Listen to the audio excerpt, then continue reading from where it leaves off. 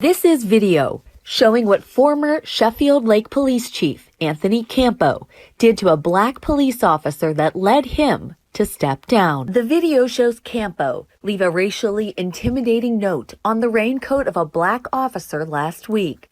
Tuesday, the officers' union brought it to the attention of City Hall.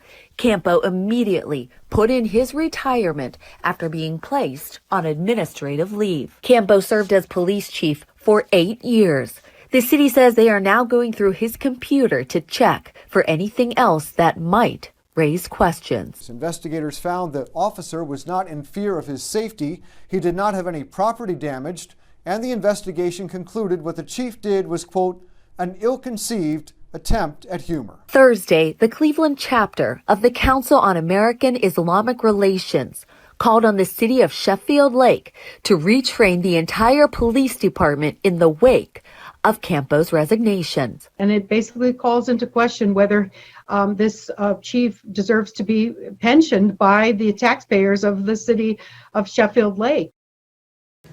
New perspective on the incident where multiple demonstrators were pepper sprayed at a pro-Palestine rally in Fresno. The suspect in the case, Brian Turner, faces felony charges for allegedly using pepper spray on demonstrators. And tonight, we're learning he's now facing a hate crime enhancement. According to Rob Beckwith of the Fresno police, the subjects in the victim's vehicle actually initiated the contact with the suspect. One of the suspects in the vehicle exited the victim's vehicle and began approaching the suspect's vehicle in a somewhat aggressive manner. The suspect, Mr. Turner, produced pepper spray and discharged the pepper spray at the subject. When the alleged victims retreated back to their vehicles, Turner sprayed them again. While the first spraying could be self-defense, the second time would not be. When the alleged victims are being represented by the Council on American Islamic Relations, or CAIR. The organization is pushing to have hate crime charges officially filed against Brian Turner.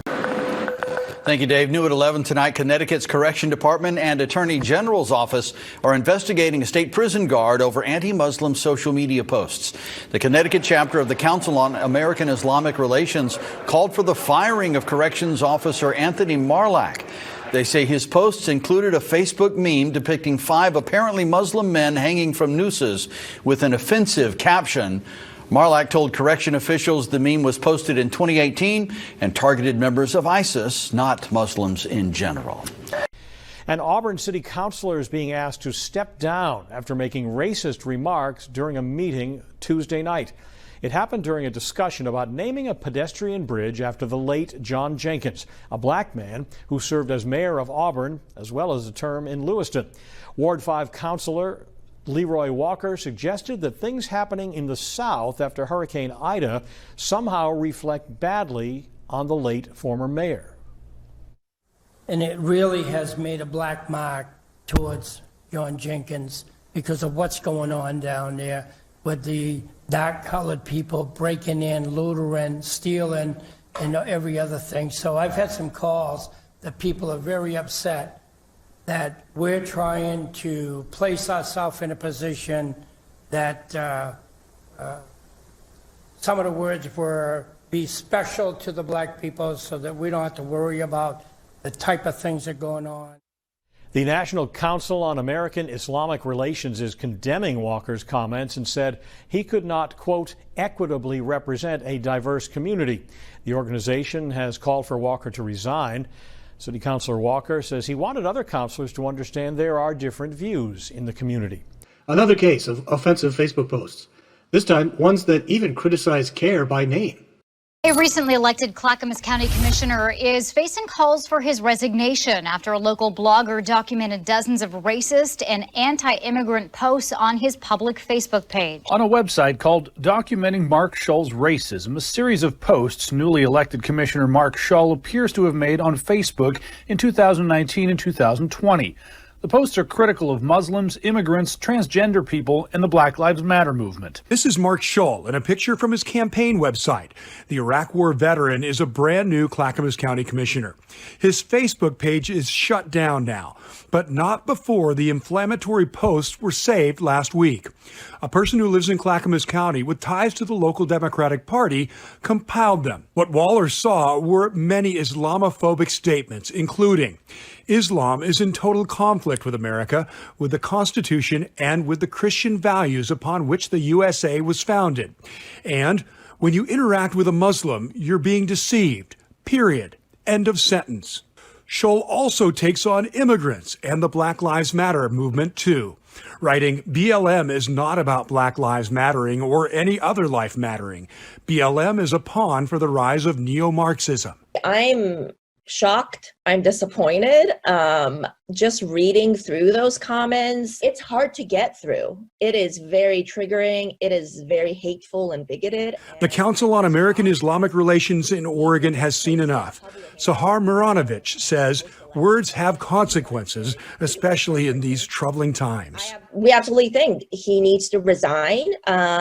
If he doesn't resign, the other commissioners need to take some sort of action. The Council on American Islamic Relations held a community conference call last night saying Scholl has to go. This campaign is far from over. The list of people and organizations calling for Mark Scholl's resignation is only expanding by the day.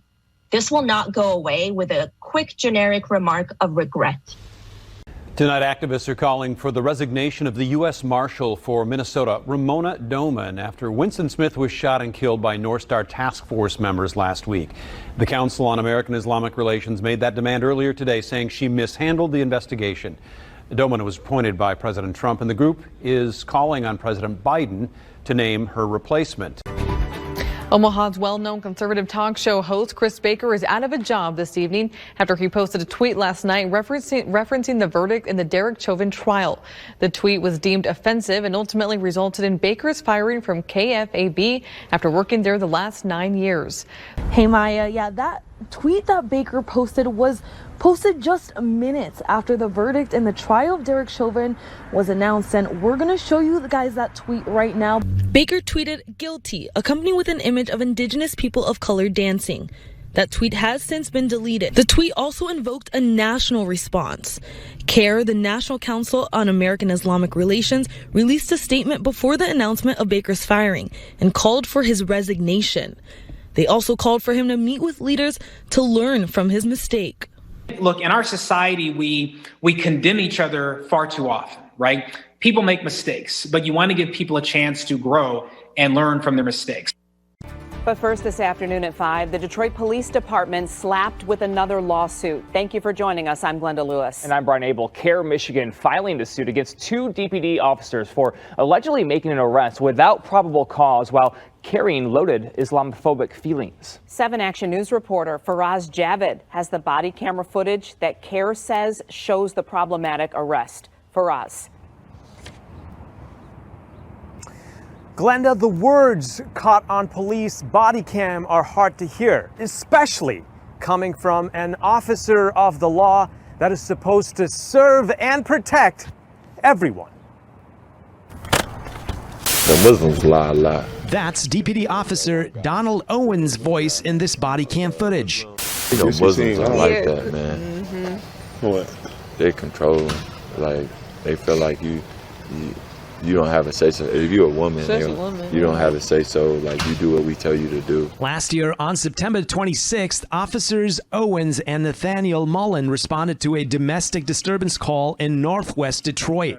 Upon arrival, these men reported being attacked by their female house guest. At the same time, the woman says she was assaulted. CAIR Michigan's staff attorney says without a proper investigation, the 3 men were arrested based on Officer Owens' Muslim biases. The order for arrest came after a statement that he didn't really know what was going on, that he was going to have them all arrested and then let somebody else sort it out once they got downtown. Amy Ducaray says it's a rights violation to be arrested without probable cause, and that's why CAIR Michigan has slapped the Detroit Police Department and the 2 officers with a lawsuit. There is an overall culture in the police department that promotes and allows this behavior. It shows a lack of training. It shows policies and practices on behalf of the police department that are illegal and unconstitutional. Executive Director of CAIR Michigan, Daoud Walid, says this is a deep-rooted problem within the force and a solution must be found. You have black cops who are being biased to other black people because of the characteristic of religion. We think it's highly problematic. I just think that it wasn't right. Civil rights attorney Tosh Murphy said there's no way he was going to stand for what he saw last year posted on Orange County Master Deputy Sheriff Michael Johnson's Facebook page. Completely unacceptable for an officer of the law. Last February, Johnson posted in part, quote, "The Muslims are taking over America," end quote, and called them, quote, "intolerant people when it comes to other religions." A month before, he posted, quote, "And the Democrats are okay with illegals in this country," end quote, referring to people getting arrested for human trafficking. Murphy is the lead attorney for the Florida chapter of the Council on American Islamic Relations. We just cannot see how it's possible to fairly police communities and have this level of hatred. The sheriff's office launched an investigation, eventually suspending Deputy Johnson for 150 hours without pay, happening after Murphy notified OCSO about the posts when someone reached out saying they were offended. We applaud the Orange County Sheriff's Department for taking it serious, for taking swift action. Tonight, an Eyewitness News exclusive. The Department of Education in New York City investigating allegations that a teacher at the prestigious LaGuardia High School in Manhattan harassed a student who is Muslim, calling her a terrorist. He was like, "Oh, I thought you were practicing how to pick locks." And I said, "I don't need to practice that, because why would I practice that?" And he said, "Because you're a terrorist." Every time I walked into that classroom, I just felt ashamed of myself and my religion and my identity. Just felt suffocated. I kept having panic attacks and I would leave the classroom because I just couldn't stand it anymore. I couldn't process any of the stuff that I was learning. Ahmed Mohammed is the legal director at the civil rights organization CAIR. We want a fair and impartial investigation into the incident. This is an Islamophobic incident. We want the Department of Education to take it seriously. Now, a death threat made against the Florida chapter of the Council on American Islamic Relations. And we are now hearing from the man who was threatened. Local 10's Janine Stanwood is live with more. Janine. And it was actually the spokesperson for the organization who says he was threatened. He says he regularly monitors the media and publications, and that is when he noticed that comment online.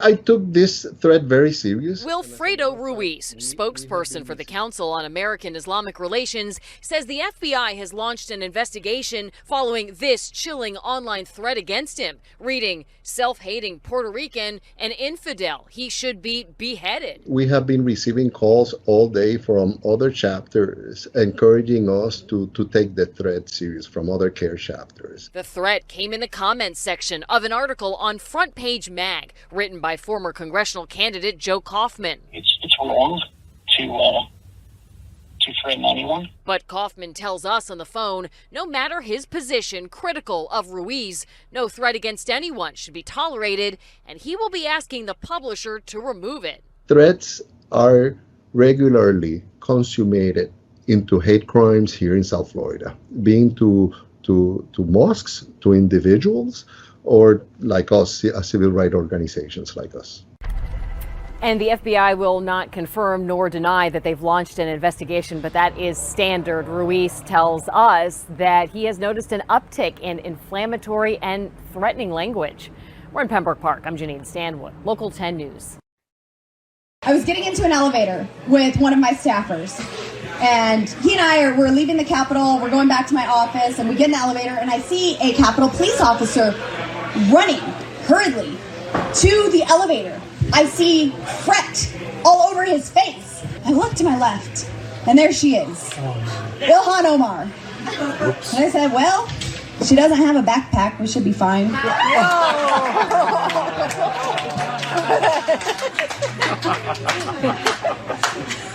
So we only had one floor to go, and I was like, do I say it? Do I not? I looked over, and I said, oh, look, the Jihad Squad decided to show up for work today. This normalizes anti-Muslim bigotry, which is a danger to our country and a danger to everyone's rights. And if I can add just one thing, the other offensive thing she did was to use this phrase, jihad squad. It is beyond time that politicians stop misusing sacred Islamic terms. Jihad means any struggle taken up for the sake of God, do good. Praying 5 times a day, fasting Ramadan, giving in charity, standing up against injustice. So the congresswoman really needs to keep our words out of her mouth until she knows what she's talking about. Well, 2 police officers in New Jersey are under investigation for the alleged assault of a 19-year-old man back in December. The assault was caught on store security camera in Patterson. You can see the young man walking down the street when police pull up and start attacking him and then beat him to the ground. The Council on American Islamic Relations said the attack was unprovoked. CAIR says that the officers then allegedly covered up their assault until the video surfaced almost 2 months later. CAIR says the 19-year-old was diagnosed with head trauma and a concussion. And then to add insult to injury, they file a police report which is completely contradicted by the video. We're hoping that action be taken and that, community leaders speak out and call for the termination of the officers that, aggressively assaulted and then falsified the reports. To a family's outrage over what they say happened to their daughter in school. A teacher in New Jersey accused of pulling off the hijab off the head of a 7-year-old Muslim girl. The story gaining attention from an Olympian with ties to the community. ABC's Faith Abube is right here now with more on this story. Faith, good morning. Good morning to you, Gio. Even the governor of New Jersey is now weighing in, and he says he's deeply disturbed by these accusations and that he supports a full investigation into the matter. This morning, hundreds calling on a New Jersey school district to kick an elementary school teacher off the job for allegedly discriminating against a Muslim student. The New Jersey chapter of the Council on American Islamic Relations comparing the alleged incident to harassment and assault. The hijab is much like any other article of clothing for a Muslim woman. To remove that publicly can be very humiliating. Growing outrage on social media after Olympic athlete Ibtihaj Muhammad shared Sumayya's allegation on her Facebook page. This is abuse. Schools should be a haven for all our kids to feel safe, welcome, and protected, no matter their faith. But an attorney who says he represents the teacher told New Jersey Advanced Media the allegations posted by the Olympic fencer are 100% untrue. The South Orange Maplewood School District, however, says it has launched its own investigation and that the district, quote, takes matters of discrimination extremely seriously. Anyone that thinks it's okay to do this to a student clearly is not fit to be a teacher. The New Jersey chapter of the Council on American Islamic Relations also speaking out. Having her being removed from the classroom is the bare minimum.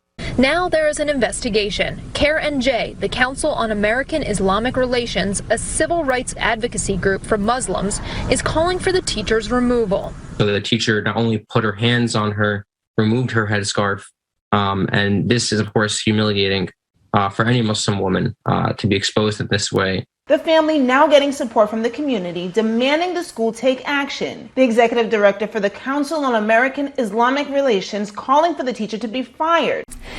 An update now to a story we first brought you yesterday. The Council on American Islamic Relations, the nation's largest Muslim civil rights and advocacy organization, is calling on the Rhode Island Republican Party to renounce the State Representative Patricia Morgan's comments on race made in a tweet on Tuesday. It's blunt and just under 280 characters. Representative Patricia Morgan took to Twitter Tuesday morning to say, quote, "I had a black friend. I liked her and I think she liked me too, but now she is hostile and unpleasant. I'm sure I didn't do anything to her except be white. Is that what teachers and our political leaders really want for our society? Divide us because of our skin color? Hashtag CRT. CRT stands for critical race theory." In a statement, the council says, quote, Representative Morgan's deeply divisive and tone-deaf comments are unacceptable for a lawmaker who must represent the interests of her diverse constituents. The Rhode Island GOP must clearly renounce her comments and reject the manufactured fear-mongering about critical race theory. Morgan is standing by her tweet on critical race theory, in which she says she believes a black friend became hostile towards her because she is white. House Minority Leader Blake Filippi said in a statement today her comments are not the values of our state or the Republican Party. The chair of the Minnesota chapter of the Council on American Islamic Relations asks for the immediate firing of Dilworth Police Chief Ty Sharp over tweets sent from his account.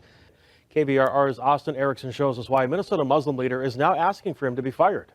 Tweets from the @LordTySharp Twitter account, which is followed by Dilworth Police, sent messages like this in response to CNN anchor Jim Sciutto's message. Think about the lesson is the Let's Go Brandon crowd is teaching their children. Let's Go Brandon is code for insulting President Joe Biden. In response to billionaire Elon Musk's tweet of not one effing mask, Jesus Christ, his account tweeted a picture of President Biden saying Taliban Employee of the Month. The account also calls Democratic Minnesota Congresswoman Ilhan Omar the Queen of Incest. This chief really, I think, exemplified the worst form of professional leadership, but he also sided with the same people who bombed our mosque in Bloomington, with the people who continue to threaten our community. On December 17th, I called Chief Sharp about the tweets. He said, quote, "That's not me," adding someone else must have sent the messages. Moorhead recently had a vandalism at the mosque for a chief of a city like Dilworth, which we know there's a number of Muslims that actually live in the city, and particularly from Moorhead. Many people who live in Moorhead shop at the Dilworth Walmart. I'm extremely troubled, and I think it warrants an immediate firing. The Council on American Islamic Relations of Minnesota is calling on state lawmakers to pass a bill updating Minnesota's hate crime legislation. It comes as police and the FBI are investigating vandalism at a mosque in Moorhead. Saturday's incident comes as the Council on American Islamic Relations releases its latest report titled Resilience in the Face of Hate. Minnesota's chapter for the Council on American Islamic Relations is calling on authorities to label the mosque graffiti as a hate crime. CAIR is calling on authorities to investigate the attack as a hate crime. The Moorhead Fargo Islamic Community Center is forgiving an act of hate. Islamic leaders are inviting the man who admitted to vandalizing the mosque to come and visit. An invitation to forgive. We are human beings. We all make mistakes, and we have to be able to forgive each other. The Council on American Islamic Relations and the Moorhead Fargo Islamic Center released this statement today, inviting the suspected vandal, 22-year-old Benjamin Enderly, and his family to visit the Moorhead Mosque. The love and our faith teaches us to forgive each other and forgive others, and that's what we want to display in this moment. And we hope this will be a turning point in your life for the better. While members of the Moorhead Fargo Islamic Center Mosque emphasize they forgive Benjamin Enderly. Now, the Center for American Islamic Relations says they're now calling for the FBI to look into Enderly's background and ties, as they claim Enderly was affiliated with a hate group. In a statement, the group said, quote, Enderly was allegedly working with accomplices in a hate group who possess an arsenal of weapons. We urge the FBI to investigate potential threats these individuals may pose to the local Muslim community. Locally, groups like Indivisible Houston and the Council on American Islamic Relations Houston chapter gathered outside the Leland Federal Building downtown. We're not going to let this go. Vowing to continue to put pressure on him to step down and asking other elected leaders to step up. The fallout from the January 6th riot continues for Senator Ted Cruz. Since then, his communications director has resigned and he's lost major donors. HB 41 News. Chipotle fired an assistant manager at its Lenexa location. A Muslim employee says the manager repeatedly harassed her for wearing a hijab, an Islamic headscarf. According to the Kansas chapter of the Council on American Islamic Relations, the manager asked to see the employee's hair on several occasions. The employee explained she wears the hijab for religious reasons and did not take it off. On August 9th, after she again refused to remove that hijab, the manager pulled it from her head. Today, a rep for Chipotle said the assistant manager was fired in mid-August. The Council on American Islamic Relations, or CAIR, is supporting Sufyan, calling for the assistant manager to be fired. A teen girl working at Chipotle says her manager pulled off her hijab at work, and now that man's fired and could face criminal charges. She's working with the Council on American Islamic Relations in Kansas, who helped her get a lawyer and response from Chipotle. We need to make sure that this never happens again to anybody in her place. And we will take whatever steps necessary. That assistant manager has been fired, but the young woman says it wasn't immediately. It came after pressure from the Kansas City chapter of the Council on American Islamic Relations. Someone pulling that hijab off is probably the closest thing I can say is almost like somebody coming to a non-Muslim woman and pulling her shirt off or pulling her pants off. It's humiliating, exposing what she considers to be something private. Musa El-Boumini says what happened to this teenager is just an example of the increase in bigotry and harassment Muslims often face. He says the hate started shortly after the 9/11 attack. Today, the Council on American Islamic Relations in Minnesota is holding a news conference to discuss police accountability, legislation, and Chauvin's trial. But if you go across this country, police have been allowed to operate above the law in America. Derek Chauvin, as you heard, has killed 5 people, including George Floyd. 5 people. 5 people he has taken their lives, including the lynching of George Floyd on 38th in Chicago. We are in a moment of a revolution, and we are not stopping. The man who's on trial should have been on trial for those other cases long before he killed George Floyd and others. So today we are asking all of you to know the real truth about Chauvin, the real man who is sitting there, who has killed 5 people, and God knows how many incidents that people he has committed crimes against that did not report about him. A local Muslim advocacy group fired its executive director after other leaders say they learned he was leaking information about the group to an anti-Muslim organization. Roman Iqbal was executive director of the Ohio chapter of the Council on American Islamic Relations. He had been with CAIR since 2006. NBC4 learned tonight he is accused of leaking information about the work of CAIR, its internal meetings, its assets, and future plans to a known anti-Muslim hate group. And he's accused of using CAIR credit cards to buy weapons and ammunition. Package mailed to the Columbus office containing parts for an AR-15 rifle. In addition, CAIR Ohio says they discovered Iqbal had suspicious purchases from ammunition and gun retailers made in recent weeks using a CAIR Ohio credit card. Also concerning, just hours before Iqbal was told he had been fired, employees at the CAIR Ohio Columbus office discovered a package containing replacement parts for an AR-15. They were purchased with the CAIR Ohio credit card, which leaders say was only accessible to Iqbal at the time. Employees contacted Hilliard police to file a report saying they feared a retaliation attack. There definitely is a significant concern in the office on the ground in CAIR Ohio.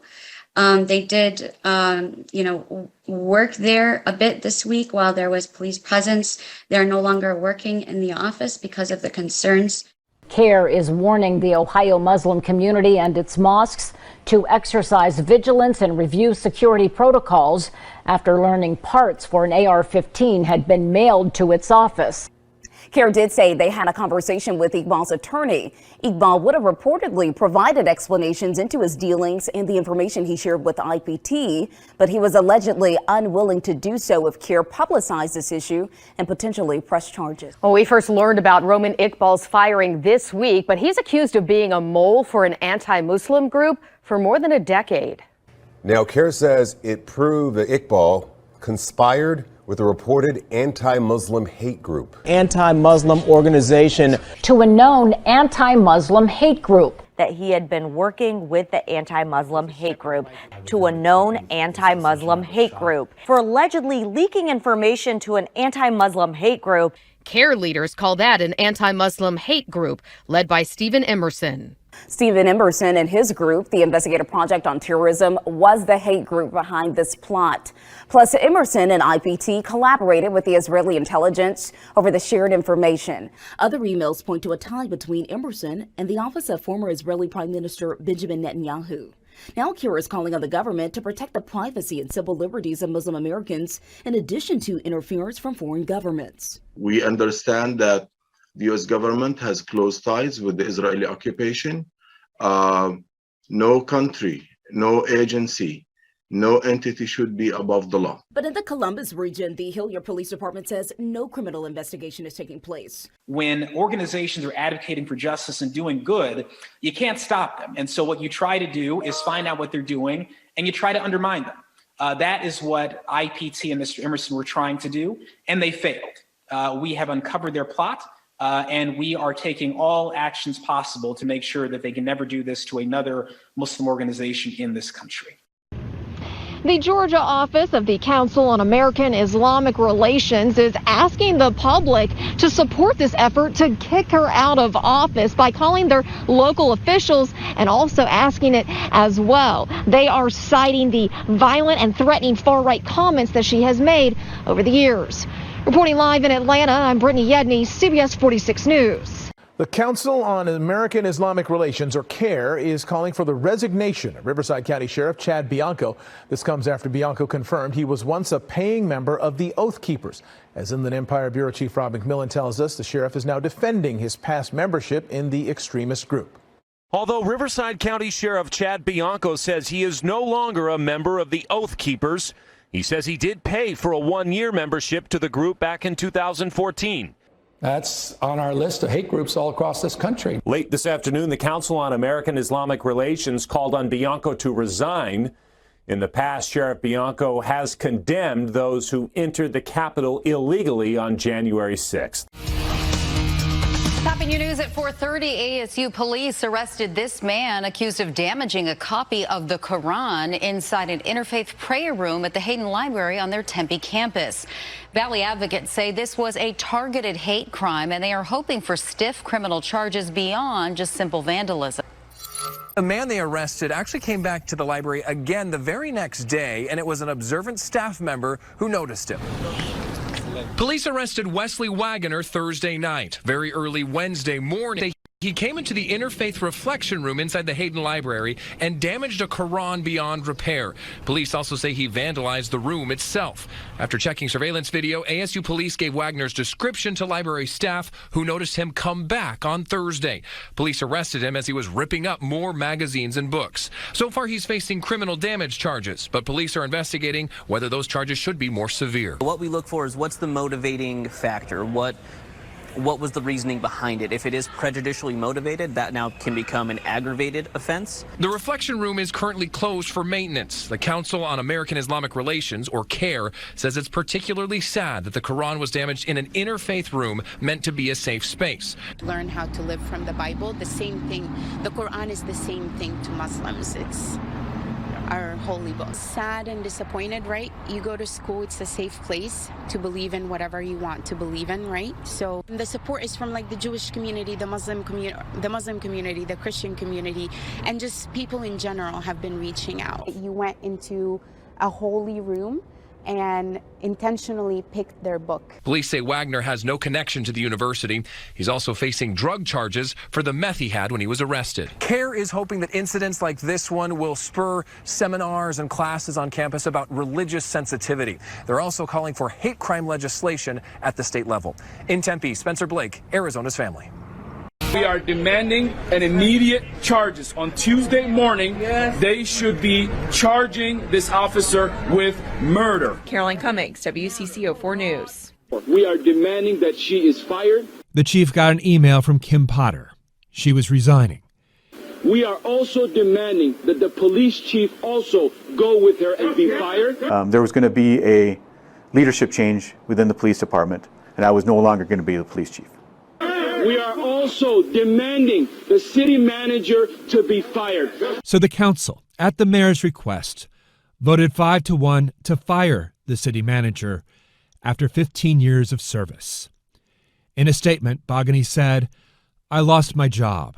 I still have my integrity."